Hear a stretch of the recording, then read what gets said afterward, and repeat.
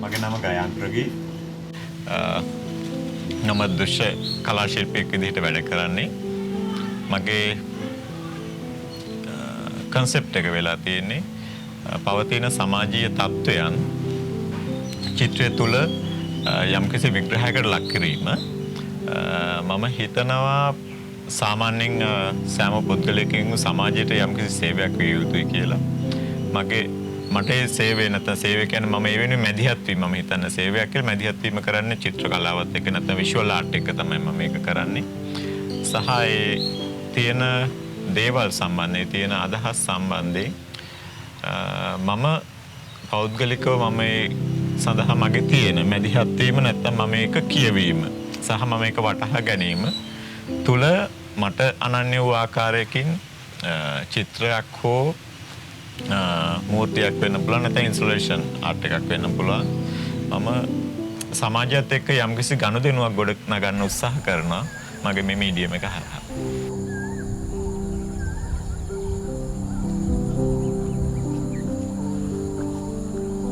මම ඉන්නේ හොරණ.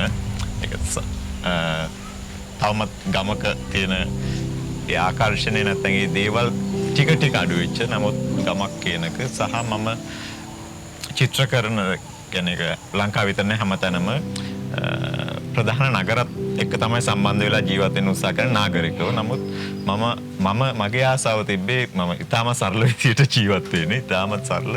ඒ තියෙන වටපිටාවත් එක්ක ජීවත් වෙන්න තමයි මම මේ හොරණ ප්‍රදේශයේ ඉන්නේ. මගේ ගමත් මේ ළඟමයි.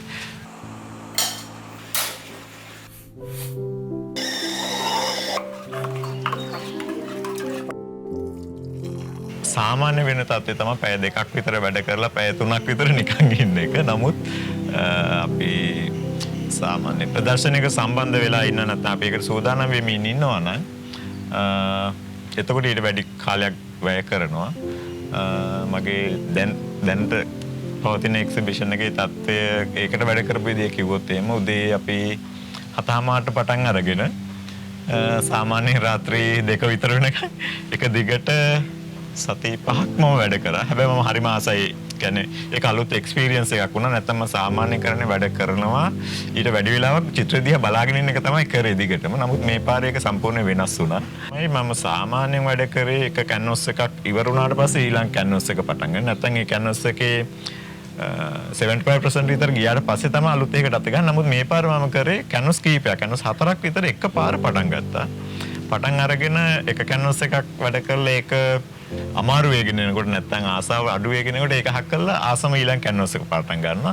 මේ පාර මම ස්ටඩි එකක් විදිහට මේක කරා. ඒක සාර්ථකයි. ගොඩක් සාර්ථකයි. කන්සෙප්ට් සහ ටෙක්නික් කියන ඒ දෙකම කියන්නේ අපි ඇකඩමික් ටෙක්නික් කියලා මම ඉගෙන ගත්ත දේවල්. ඒක ගැනත් මගේ ලොකු විශ්වාසයක් තියෙනවා සහ කන්සෙප්ට් සම්බන්ධයෙන්. මම හැම වෙලේම උත්සාහ කරන්නේ කන්සෙප්ට් මම හොයාගන්න සමාජීය තත්ත්වය වර්තමාන සහ මම ජීවත් වෙන තත්ත්වයට එක්ක වැඩ කරන්නේ කොහොමද කියන එක තමයි අංක 1 කාරණය. ඒකත් එක්ක මම කියන්න යන කතාව නැත්නම් මම කියන්න යන අදහස් කරන දෙයට වඩාත්ම ගැළපෙන දේ මොකද්ද කියන එකත් එක්ක තමයි මගේ චිත්‍ර වෙනස් වෙන්න පටන් ගන්නෙ. හැම වෙලේම ටෙක්නිකල් එක වෙනස් වෙන්නේ කන්සෙප්ට් එකට සාපේක්ෂව. කියන්නේ අපි කියන්න යන අදහසට සාපේක්ෂව තමයි මගේ ආසන්න අවුරුදු කීපෙද අවුරුදු 10 තුළ චිත්‍රය වෙනස් වෙන්නේ. ඒ අදහස සහ ඒ අදහස කියන්න මට උදව් වෙන මීඩියම් එක අනුව.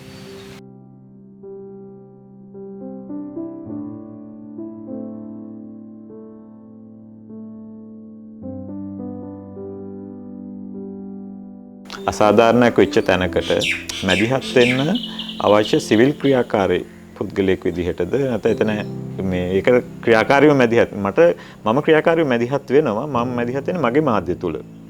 ක්‍රියාකාරීව සම්බන්ධ වෙන්න පුළුවන් ඉන්නේ මට චිත්‍රයෙන්. මම ඒ නිසා ඒකේ මගේ උපරිමය මම චිත්‍ර තුල කරන්න උත්සාහ කරනවා. ක්‍රියාකාරීව මගේ අදහස මගේ මතය සමාජයට ගෙනියන්න. මගේ එක්සිබිෂන් එක මාතෘකාව අයිස් ඔන්ලි කරන්නම උවමනාව තිබ්බේ මට මේ හැම දෙයක්ම අපි ප්‍රධාන ධාරාවේ අපි පිළිගන්න සමාජය තුළ රහස් විදියට තමයි තියෙන්නේ. මේ අයිස් ඔන්ලි කියන එක මට හම්බුනේ මම දන්න විදිහට හිටපු පොලිස්පතිතුමාට ආපු රහස් ලිපියක සටහන් කරලා තිබිච්ච එක. ඒක රහසක් විදිහට තිබ්බා. නමුත් ඒක ප්‍රසිද්ධ රහසක් වුණා ඊට පස්සේ මේ ඒ රහස් ඇත්ත නෙමෙයි කියන්නේ ඒකේ රහස ඒක නෙමෙයි. අපි ඒක යථාර්ථය අවබෝධ කරගත්තේ හරිම භයානක විදිහට. එක වර්ක් එකක් තියෙනවා මගේ වර්ක් කීපයක් ඒකේ ධාරාව යන පොඩි බොටල් වල ඇතුලේ පෝට්‍රේට් එකක් පේන්ට් කරු පෝට්‍රේට් එකක් දාලා ඒක වහලා තියෙනවා.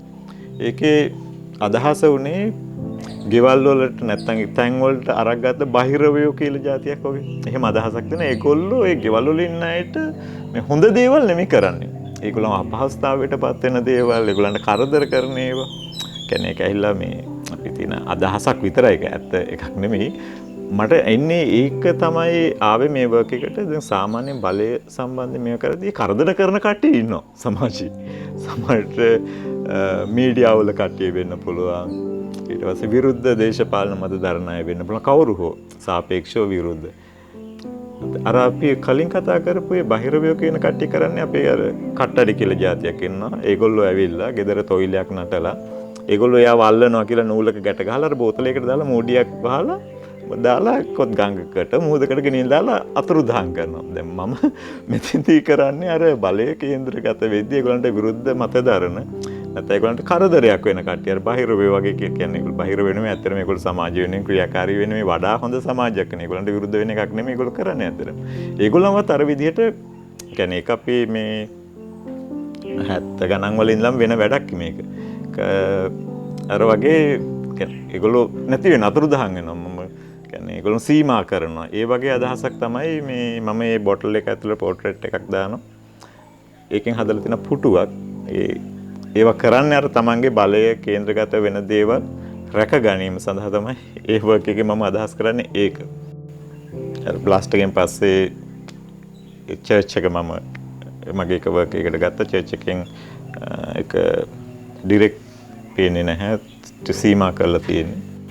අපි දකිනවා හැම වෙලේම අපි පන්සල් පල්ලි වලට යනකොට අපි ඉස්සරහම තියෙන ඉතාම ප්‍රසන්න පෙනුමක් තියෙන ඒ ආගමික ශාස්ත්‍රවලට අදාළ ප්‍රතිමා තමයි හැම වෙලේම තියෙන්නේ. අපි හරි ආසයිව කියන්නේ ආර්ට් පීස් එකක් විදිහට බලන්නත් ඊට පස්සේ ඒකේ කියන්නේ ඒකේ ගුණයන් විදිහට කියන්නේ අදාළ ආගම් වලට තියෙන ගුණයන් විදිහට බලන්නත් අපි වළඳ ගන්න තාසයි. මම එතනින් ඒක මම අඳින්න නැතුව ඉන්න හිතුවේ මේ එතනින් අපේ සංඥාව නැත්නම් සලකුණ අහ කරාට පස්සේ ඒ අදාළ ආගමික ස්ථාන නිකම් ආගමික ස්ථානකින් තොර වෙලා නිකම් ගොඩනැගිල්ලක් බවට පරිවර්තන කියන්නේ අපි ආගමික ස්ථානකින් බලාපොරොත්තු වෙන්නේ අපේ තියෙන දර්ශනීය හෝ ඒ දේවල් බලාපොරොත්තු විය යුතු නැහැ කියන කාරණය. මට අවශ්‍ය මැසේජ් එකක් මිනිස්සුන්ට දෙන්න. නමුත් මම ඒක කියන්නේ ලොකු බලාපොරොත්තුවක් තියලා නැහැ මේක කියන්නේ එක එල්ලේම මිනිස්සුත් එක්ක ඒක සම්බන්ධ වෙයි කියලා. උත්සාහය තියෙන හැම වෙලේම මේක කරන්න. නමුත් කියන්නේ ඒකට ටෙක්නිකල් පාර්ට් කීපයක එක තමයි බියුටි එක හදන එක. කියන්නේ ඒකෙන් මට පුළුවන් වෙනවා කියන්නේ හැමෝම බහුතරයක් සමාජ බියුටි එකට හරි ආසයි. ඒකත් එක්ක පේන්ටින් එකත් එක්ක කනෙක්ට් කරගන්න බලන එක්කෙනා. ඊට පස්සේ ඒගොල්ලන්ට කියවන්න උත්සාහ කරන්න පුළුවන් එලිමන්ට්ස් හදන එක. ඒක සිම්බල්ස් හදන එක කරන්න පුළුවන්. කියන්නේ අපිට සමීප දේවල් හැම වෙලෙම කියව ගන්න පුළුවන් අපි අඳුරන රූප හදන එක.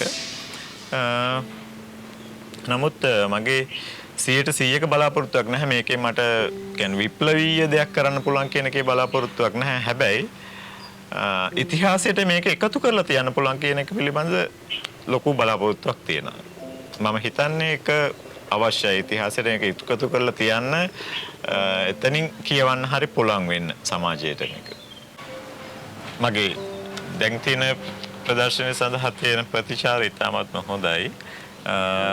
කියන්නේ මම බලාපොරොත්තු වෙන වැඩි ප්‍රතිචාර හොඳයි කියලා තමයි මට දැන් තේරිලා තියෙන්නේ.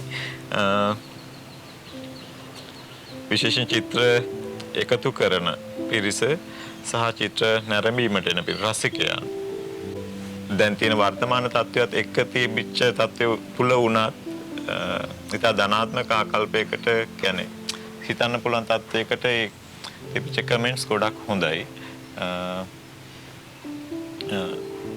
කියන්නේ මම කියන්නේ මගේ වර්ක්ස් කියන්නේ එක්සිබිට් කරනකම් මම සහ මගේ පවුලේ කට්ටිය විතරයි දකින්නේ සහ වයිෆ් විතරයි දකින්නේ. ඒකත් එක්ක මම හිතුවේ වෙනස් දෙයක් කරන්න උවමනාව තිබුණා සහ මහන්සිලා කරන්න. මම හිතන්නේ ඒක ප්‍රතිඵලය ගොඩක් හොඳයි කියලා තිබිච්ච ප්‍රතිචාරات එක්ක. සහ ඊළඟට වැඩ කරන්න. ඒක තමයි වඩා වැදගත් ප්‍රතිචාරය. කියන්නේ අපි පුෂ් කරනවා ඊළඟ වර්ක් එක තව හොඳට වැඩ කරන්න ඕනේ කියන එක.